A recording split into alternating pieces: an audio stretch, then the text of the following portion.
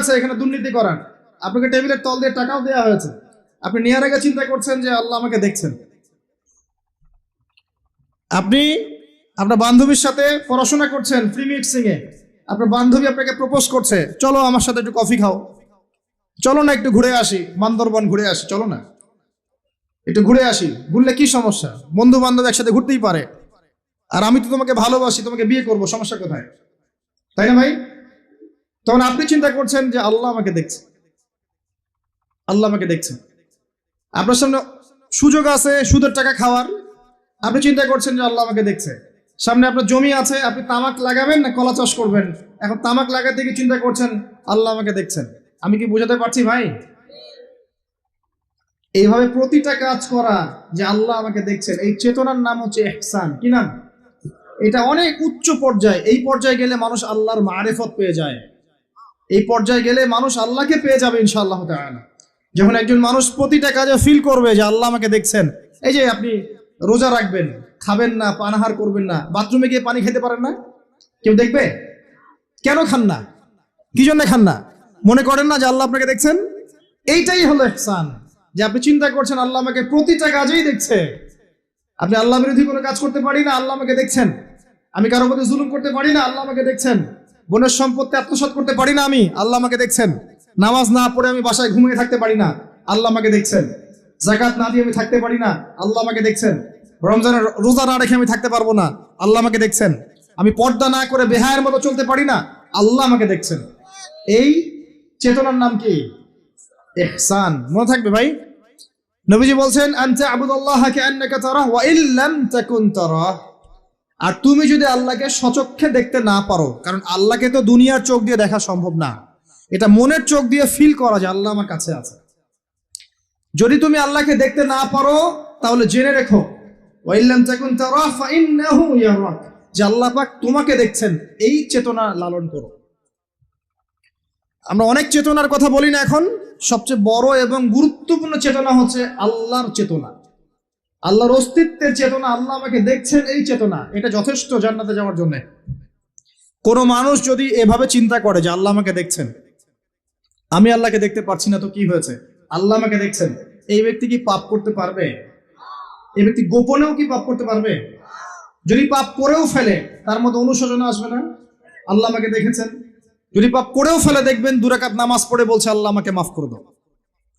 আমাদের চলতে ফিরতে পাপ হতে পারে, স্পেশালি যুবকদের পাপ বেশি হতে পারে। যদি পাপ হয়ে যায় হতাশ হবেন না, পাপ হয়ে গেছে হতাশ হবেন না। ওযু করবেন, জায়নামাজে দাঁড়াবেন, 2 রাকাত নামাজ পড়বেন, ওই পাপের কথা আল্লাহকে বলে ক্ষমা চাইবেন, ইনশাআল্লাহ আল্লাহ পাক আপনার গুনাহকে নেকি দিয়ে পরিবর্তন করে দেবেন ইনশাআল্লাহ। যতবার পাপ হবে ততবার নামাজে দাঁড়াবেন, ততবার ওযু করবেন, ততবার 2 রাকাত নামাজ পড়বেন এবং আল্লাহর কাছে ক্ষমা চাইবেন, ইনশাআল্লাহ আল্লাহ মাফ করে দেবেন। শয়তান আপনাকে হতাশ করতে চাইবে, ফার্স্ট্রেট করতে চাইবে।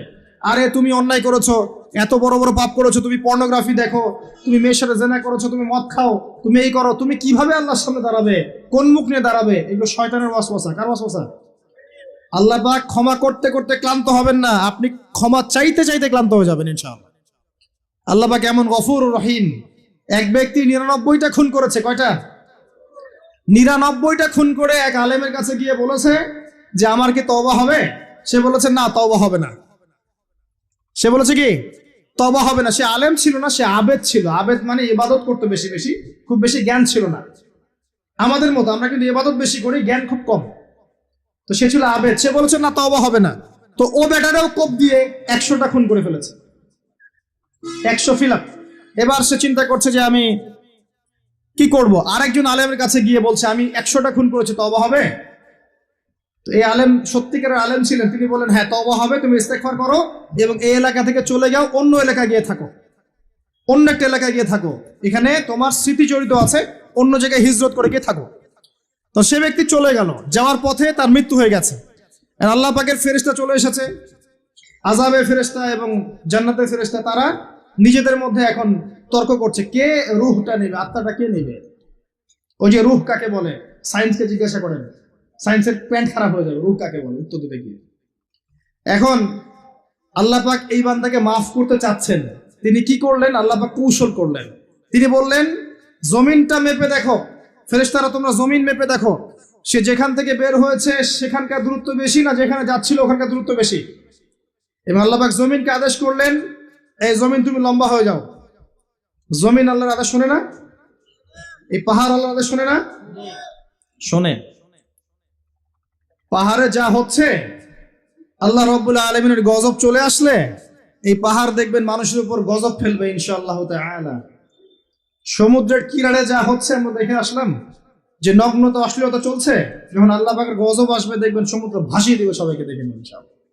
আল্লাহর আদেশ যখন চলে আসবে প্রকৃতি আল্লাহর কথা শুনবে। জমিনকে আল্লাহ বললেন লম্বা হয়ে যাও, জমিন লম্বা হয়ে গেল। এবার ফেরেশতারা মেপে দেখলো সে যেখানে যাচ্ছিল ওর পরিমাণটা বেশি। আল্লাহ পাক বললেন ওকে মাফ করে দাও, ওকে মাফ করে দেওয়া হলো। 100 খুন করেছে। কত খুন?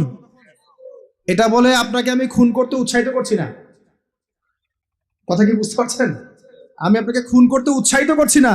আমি বলছি আল্লাহ পাকের দয়া এত প্রশস্ত যে আপনি পাপ করলে হতাশ হবেন না, হতাশ হয়ে যাবেন না। আমি অনেক পাপ করে ফেলেছি, আল্লাহ মাফ করবেন এমন চিন্তা করবেন না। আরেক ব্যক্তির ঘটনা আছে, এগুলো কিন্তু গল্প না, এগুলো বনী ইসরাইলের কাহিনী, সত্যিকারের ঘটনা। আরেক ব্যক্তি এত বেশি পাপ করেছিল যে নিশ্চিত যে আমি মারা গেলে জাহান্নামে যাব। এখন সে মওতের আগে তার সন্তানদেরকে বলছে যে আমি মারা গেলে আমার লাশটাকে পুড়িয়ে ফেলবা, লাশটা পুড়িয়ে ফেলে অর্ধেক ছাই বাতাসে ভাসিয়ে দিবা, অর্ধেক ছাই সাগরে সাগরে ভাসিয়ে দিবা, অর্ধেক ছাই বাতাসে উড়িয়ে দিবা, অর্ধেক ছাই সাগরে ভাসিয়ে দিবা। সন্তানরা তাই করলো। আল্লাহ পাক সাগরকে বললেন ছাই জমা করে দাও, বাতাসকে বললেন ছাই জমা করে দাও।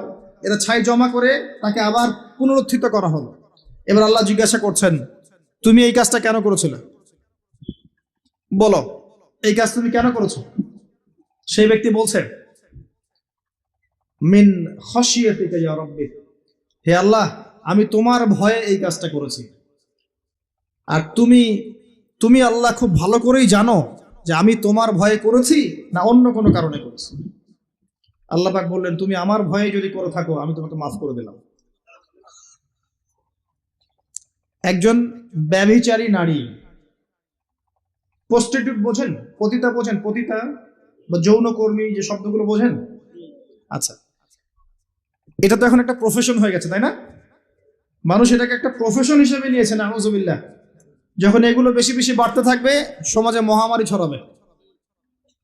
আমার মাস্ক ভাইরাস ঠেকাতে পারবে না তো।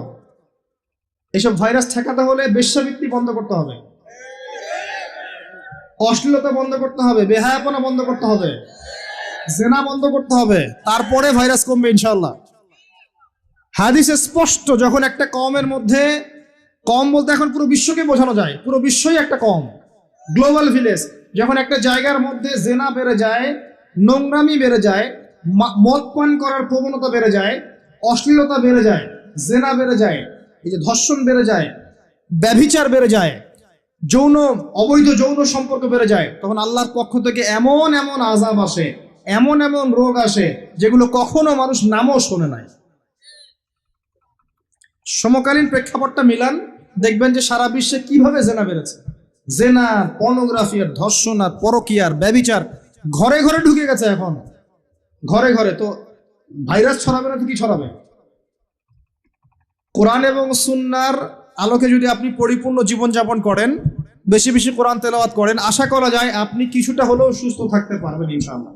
তবে একটা কথা মনে রাখবেন, যখন চতুর্দিকে ফিতনা ফাসাদ এবং ফাসাদ ফিতনা এবং আল্লাহর গজব ছড়িয়ে পড়ে, তখন ভালো মানুষরাও বাঁচতে পারবে না। বরং ভালো মানুষদেরকে আল্লাহ পাক আগে আগে সরাই দিবেন। তুমি মিয়া একা একা ভালো ছিলা, মানুষকে তুমি ভালো কাজের আদেশ করো নাই কেন, অসৎ কাজে নিষেধ করো নাই কেন, তুমি আগে ধ্বংস হও, ওকে আগে ধ্বংস করে দিবে আল্লাহ পাক। আল্লাহ পাকের সুন্নাত এরকমই। যাই হোক, যেটা বলছিলাম, এক মহিলা এরকম প্রস্টিটিউট ছিল, বেশ্যাবৃত্তি করে সংসার চালাতো, জীবন চালাতো। একদিন চলতে পড়তে দেখলো একটা কুকুর পানি পান করার জন্য তৃষ্ণার্ত অবস্থায়, তার প্রায় মৃত্যু হয় অবস্থা। তখন সেই মহিলা তার মোজাটা খুলে একটা কূপের নিচে নামিয়ে দিয়ে সেখান থেকে পানি উঠালো, উঠিয়ে এই কুকুরকে পানি পান করালো। আল্লাহ পাক এই ব্যভিচারী মহিলাকে, এই কুকুরকে পানি পান করানোর ওসিলায় মাফ করে জান্নাতে দিয়ে দিয়েছে। আমি এই কথাটা বোঝাতে চাচ্ছিলাম যে পাপ হয়ে গেলে, চলতে পথে ঈমান নিয়ে চলতে পথে কি পাপ হয়ে গেলে হতাশ হবেন না। ওযু করবেন, নামাজে দাঁড়াবেন, ক্ষমা চাইবেন, আবারও শুরু করবেন। পারবেন না ইনশাআল্লাহ? আল্লাহ পাক তৌফিক এনায়েত করুন, আমিন। এরপরে ওই ব্যক্তি 4 নম্বর প্রশ্ন করছে, আমরা এদিকেই আসছি শেষের দিকে। এবার চতুর্থ প্রশ্ন সে ব্যক্তি করছে যে আখবিরনি আনিস সাআহ, হে মুহাম্মদ সাল্লাল্লাহু আলাইহি ওয়াসাল্লাম আমাকে কিয়ামত সম্পর্কে বলুন। সাআহ মানে হচ্ছে কিয়ামত, আমাকে কিয়ামত সম্পর্কে বলেন। এবার নবীজি বলছেন মাল মাসউলু আনহা বিআ'লাম মিনাস সাইল, নবীজি বলছেন সাল্লাল্লাহু আলাইহি ওয়াসাল্লাম যে প্রশ্ন আপনি করেছেন এই ব্যাপারে প্রশ্নকারী উত্তরদাতা উভয়ের জ্ঞানী সমান, কেউ কারো চেয়ে বেশি জানে না। মানে কেউই জানে না কবে কিয়ামত হবে, এটা তিনি বোঝাতে যাচ্ছেন। এবার সেই ব্যক্তি আরো একটা প্রশ্ন করছে, ফাখবিরনি আন আমারাতিহা, যদি আপনি এক্স্যাক্টলি বলতে না পারেন কোন দিন কিয়ামত হবে, তাহলে অন্তত এতটুকু বলেন যে কিয়ামতের আলামত গুলো কি কি, যেটা আপনারা প্রশ্ন করেছেন আমাকে, যেটা আপনাকে আমাকে টপিক দিয়েছেন, কিয়ামতের আলামত গুলো কি কি, এটা প্রশ্ন করেছেন এই ব্যক্তি নবী সাল্লাল্লাহু আলাইহি ওয়াসাল্লামকে। এবার আল্লাহর রাসূল সাল্লাল্লাহু আলাইহি ওয়াসাল্লাম এই হাদিসের মধ্যে মাত্র 2টা আলামত বলেছেন। কয়টা? মাত্র 2টা আলামত, কিন্তু শত শত আছে। নবীজি মাত্র 2টা বলেছেন, জীবনের শেষের দিকের হাদিস এটা। 1 নাম্বার তিনি বলেছেন ওয়া আন তালিদাল আমাতু রাব্বাতুহা, যখন তোমরা দেখবে, হে মানব জাতি, যখন তোমরা দেখবে যে দাসী তার মনিবকে জন্ম দিচ্ছে, দাসী তার মালিককে জন্ম দিচ্ছে, দাসী তার মালিককে জন্ম দিচ্ছে, আপনি কি কিছু বুঝলেন দাসী কেমন করে তার মালিককে জন্ম দিবে? কিভাবে দিবে? দাসী কিভাবে তার মালিককে জন্ম দিতে পারে